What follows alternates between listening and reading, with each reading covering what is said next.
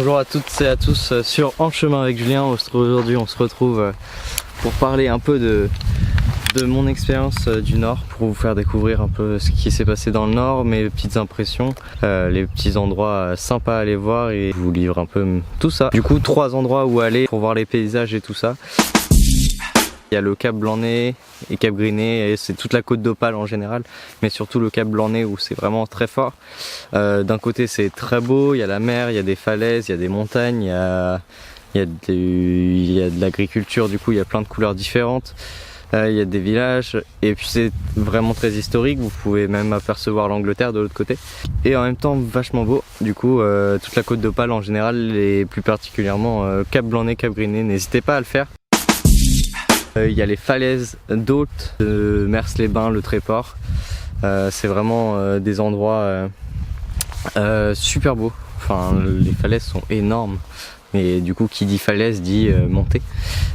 Du coup, voilà, si vous avez envie de grimper un peu en vélo, pour vous les cyclotouristes, c'est la véloroute de Abbeville-à-Péronne, c'est le top. La route est plutôt bien, c'est plutôt indiqué, ça va. Et puis c'est assez sympa. Du coup on passe à la suite. 3 endroits historiques et culturels. La mine de Leward, c'est entre Lens et Lille. La mine en fait elle va vous faire découvrir un peu le métier de mineur de l'époque. Et puis c'est plutôt assez bien expliqué, c'est très riche en histoire. Et puis vous avez de quoi faire des jolies photos. C'est un petit endroit sympa à faire. N'hésitez pas à la mine de Leward, en plus ils sont gentils. J'ai découvert pas mal de choses, dont les conditions de vie, mais ça, je vous laisse découvrir tout ça en y allant. N'hésitez pas à aller dans le Nord, j'ai découvert ce camp-là, c'est waouh.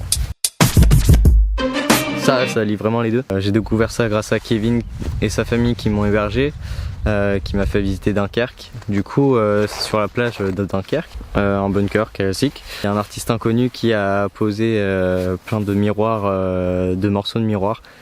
Il y a plein de morceaux de miroirs différents et ça s'appelle réfléchir par rapport au miroir qui réfléchit la lumière, mais aussi réfléchir par rapport au bunker. Dans les années 40, les réfugiés c'était nous. Et Dunkerque est une ville très importante au niveau des réfugiés avec Calais. Et du coup, réfléchir c'est par rapport à tout ce qui est lié justement à ça.